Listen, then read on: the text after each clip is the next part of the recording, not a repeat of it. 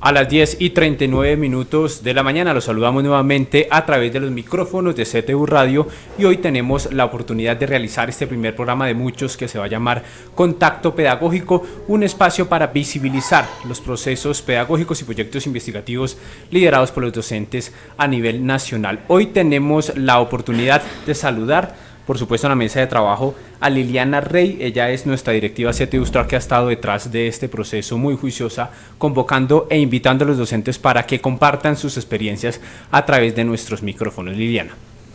Buenos días para todas y todos, compañeros, compañeras, pues muy emocionados en este momento por nuestro primer programa de contacto pedagógico, donde efectivamente la idea es mostrar esas experiencias que desarrollamos en nuestras instituciones, que a veces pues por otro tipo de noticias un poco más bizarras se ven pues opacados, pero pues es mucha el saber que podemos desarrollar, que se desarrollan en nuestras instituciones educativas y que queremos en este momento mostrar. Entonces pues todas y todos muy invitados también a traer sus experiencias.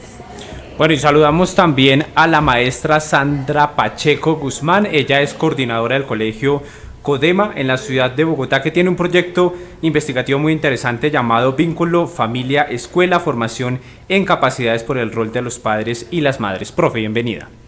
Muchísimas gracias por esta invitación para poder, como lo decía Liliana, dar a conocer una serie de iniciativas que estamos desarrollando desde los colegios públicos y que pretendemos con esto mejorar nuestra calidad educativa, ¿no? y visibilizar esto, que no se quede solamente en el papel, en el documento, sino que pueda ser de conocimiento de todas las personas que estén interesadas en estos procesos pedagógicos. ¿En qué momento, profe, usted identificó la necesidad de realizar ese proyecto en su contexto escolar?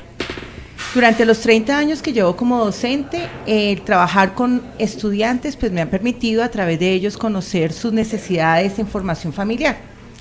Creo que ha sido una inquietud que tomó fuerza desde los estudios de maestría en la Universidad de La Salle, en donde trabajamos el tema de desarrollo humano y por tanto se trabajó el vínculo familia-escuela. Ese fue como el punto de partida, más el haber estado vinculado durante estos últimos 8 años con la Secretaría de Educación y ver la necesidad urgente, es que es un SOS de que trabajemos la familia y la escuela, es de nuestras particularidades en pro de la formación de nuestros niños, niñas y adolescentes. Sí, claro que sí. Sandra, en el colegio, ¿cómo ha llegado este proyecto? Pues el proyecto inicia con toda esa fundamentación teórica obligatoria para fortalecer el camino hacia donde debía seguir. Inicialmente se ha presentado a los profesores como esa iniciativa y ellos lo han acogido pues bastante bien, teniendo pues como la misma inquietud de que debe hacerse algo, pero bueno, ¿qué algo? Se hizo una invitación inicial a los padres de los estudiantes de ciclo 1, estamos hablando de jardín, transición, primero y segundo, 315 invitaciones. De esas 315 invitaciones iniciales, pues se les presenta el programa de cuál es el propósito del proyecto que se ha denominado Escuela de Familias Convive Codema. Contestan 27 padres de familia con una iniciativa y que sí, que eso les va a aportar y demás. Finalizada esta primera etapa, porque ya les comentaré más adelante de las etapas, han finalizado este proceso 8 padres de familia, ¿no?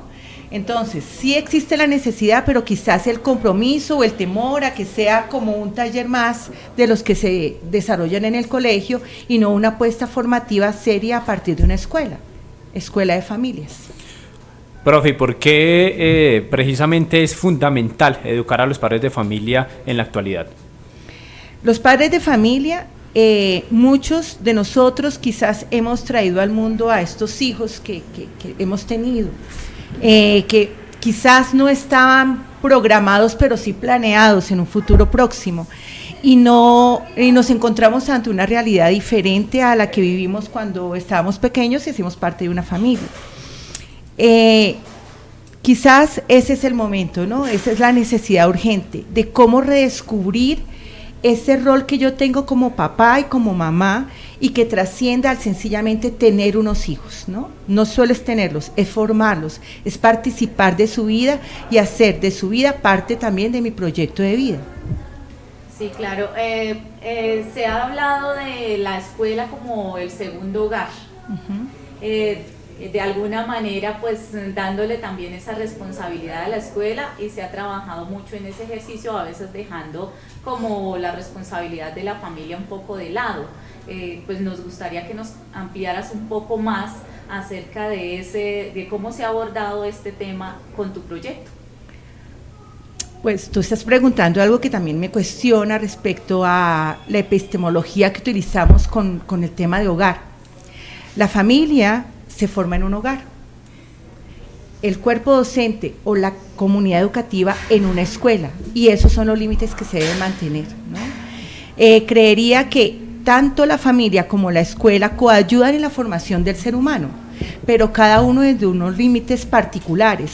Por tanto, no podemos confundir que la escuela debe cumplir los roles que le pertenecen a la familia en un ámbito llamado hogar, y que no se debe tampoco depositar toda la parte formativa o no solamente la cognitiva en la familia, porque esa también es responsabilidad de los docentes, ¿no? Nuestro, desde las escuelas. Entonces creería yo que se deben mantener los límites. Profe, los límites formativos de cada uno de los ámbitos, ¿no? Ámbito escolar, ámbito familiar. ¿Qué resultados usted ha encontrado en este proceso investigativo? ¿Qué cambios en la conformación y en la manera en la cual los padres fundan o crean esos patrones de crianza en los hijos ha encontrado usted? En este momento, con el grupo de padres que estoy trabajando, ayer justamente finalizamos como la primera etapa de fundamentación. Esa primera etapa de fundamentación consta de 4 talleres, todos en torno al tema de liderazgo, desde el enfoque de capacidades como se mencionó inicialmente. Cosas concretas, que la mamá llegue y me diga, profe, eso que usted nos dijo, y ese no era el propósito del tema que se estaba trabajando, ha llevado a que yo empiece a hacer cambios en mi hogar para hacerlo un ambiente más agradable. Entonces, quizás con poco dinero he intentado que mis hijos lleguen y vean algo diferente, algo nuevo. Otra decía, ¿sabe qué, profe? Yo en estos días he tratado mejor a mi marido, ya no lo regaño tanto. Otra me ha dicho, he llorado menos en estos días porque me he sentido escuchada. Entonces, cuando ellos son tomados en cuenta como esas personas vitales que fundan un hogar, que lideran un hogar, así como están ellos en su estado de ánimo y con esas capacidades que están desarrollando, pues puedes transmitir más fácilmente esos conocimientos y esa formación y hacer del ambiente hogareño un ambiente más propicio para el crecimiento de ese ser humano que está allí haciendo parte de la familia. Nos contabas que pues están participando, ¿cuántas madres? En este momento son 8, tengo 7 mamás y un papá. Un papá. No sé, de pronto han realizado un estudio acerca de la amplia participación de las madres y la menor participación de los padres. Estudio formal no, pero sí quizás unas intuiciones a partir del diálogo con los docentes, de los hallazgos realizados. En este país seguimos con la idea, de pronto quizás en la zona donde estoy localizada, en la localidad Octava, en Patio Bonito, que la responsabilidad de los niños es exclusiva de la mamá y el que aporta lo material es el papá. En las entregas de informes, cuando tú miras la lista de asistentes, casi que el 90% son madres de familia.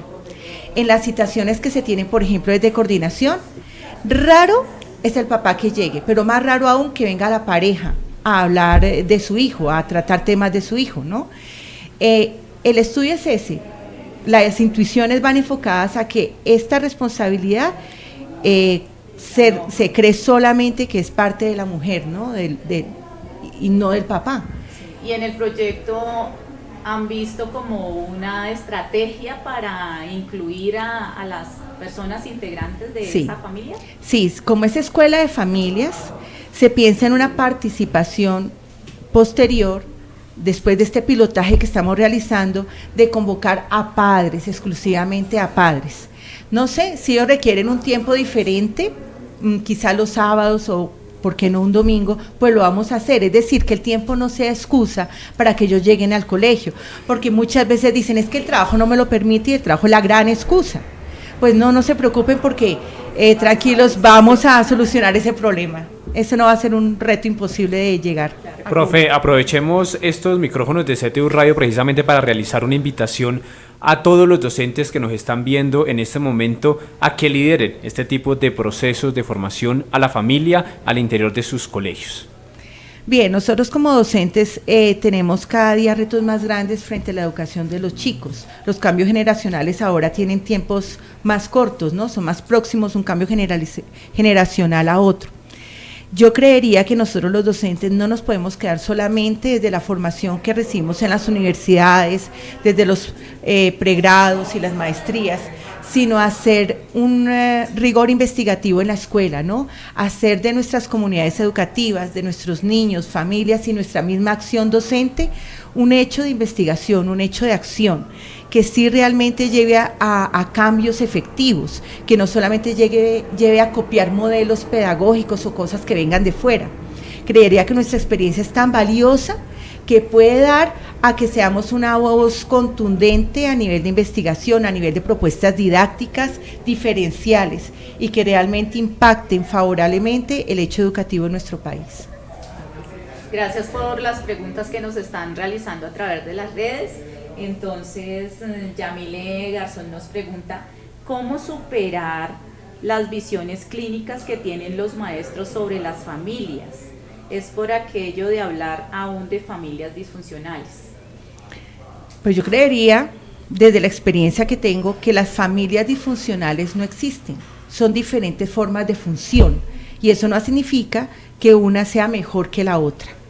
Sí, claro, es importante que haya un papá, una mamá y un hijo conformando un hogar, pero ¿por qué no otras formas de familia? ¿Y por qué no aceptarlas? ¿Y por qué no respetarlas? ¿Y por qué no trabajar en pro de ellas?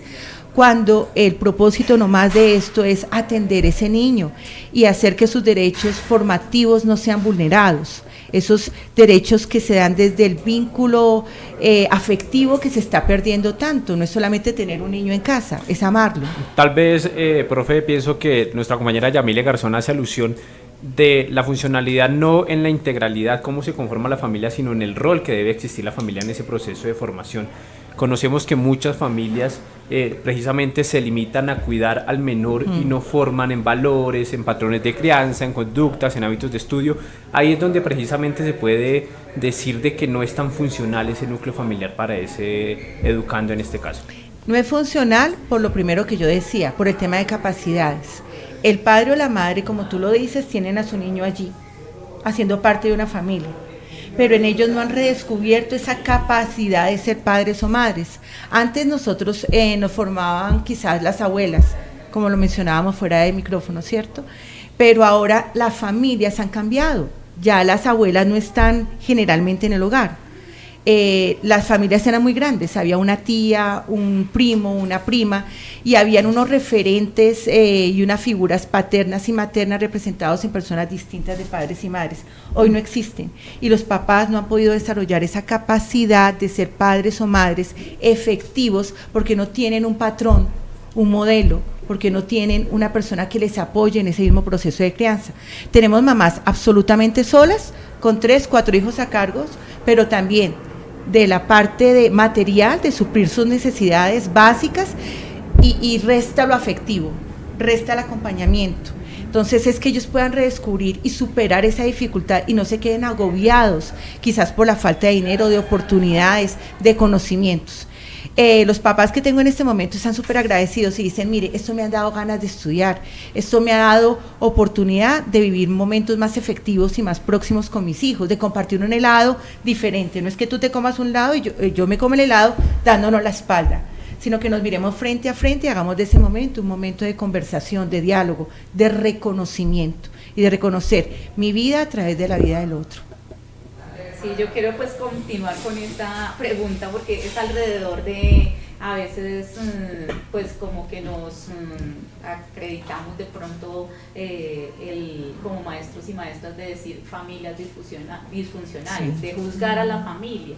Entonces es como mirar el proyecto, cómo ha visto o cómo de pronto lo ha ideado o lo ha pensado, abordar esa visión desde los maestros y maestras. Los maestros y maestras, particularmente en el colegio, no han hablado o no se ha visibilizado el tema de disfuncionalidad. No ha ocurrido así. Ocurren diferentes tipos de familia y hemos abordado quizás… Hay el reconocimiento. Hay el reconocimiento, no hay problema. Incluso tenemos familias que no están dentro de las tipologías que uno encuentra, por eso digo, nosotros tendríamos que hacer nuestra misma tipología de familias, donde el papá lleva a sus hijos del primer hogar, a sus hijos del segundo hogar y la mamá igual, y están todos en el mismo colegio. Y los 4 asisten a la reunión de padres y se reparten para recibir el informe académico de los 8 cursos en los que están repartidos sus hijos comunes. Y eso no es malo, eso no es visto en una forma negativa. ¿Me hago entender? Eso es entendido como la importancia de atenderlos a ellos como papá y mamá independiente y no queremos rotular a la familia. Es familia y por eso hablamos de una escuela de familias en plural, para que allí tengan cabida las diferentes formas de familia que hay. Y el tema de funcionalidad o disfuncionalidad lo hemos dejado de lado. Eso es claro en la institución educativa en ambas jornadas. Hago claridad sobre eso. Profe, una pregunta final. Usted ya está terminando su proceso de formación doctoral. Cuéntenos esa experiencia. Pues ya estoy próxima a cursar estudios de tercer semestre. Mi interés particular ha sido desde el primer semestre de este doctorado en gerencia y política educativa, hacer todo el proceso de tesis doctoral desde el inicio y no esperar hasta el final.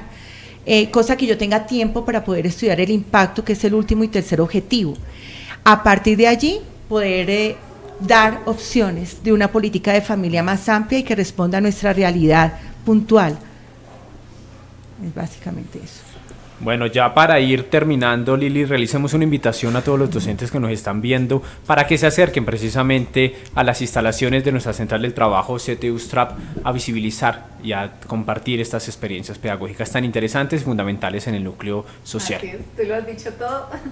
Reiterar la invitación, compañeros, compañeras, para que evidenciemos nuestros proyectos de aula, nuestros proyectos de vida. Siempre he dicho que pues a lo largo de nuestra carrera pedagógica, de nuestro quehacer pedagógico, ya nuestros proyectos no son proyectos de aula, son proyectos de vida con los que estamos completamente entregados.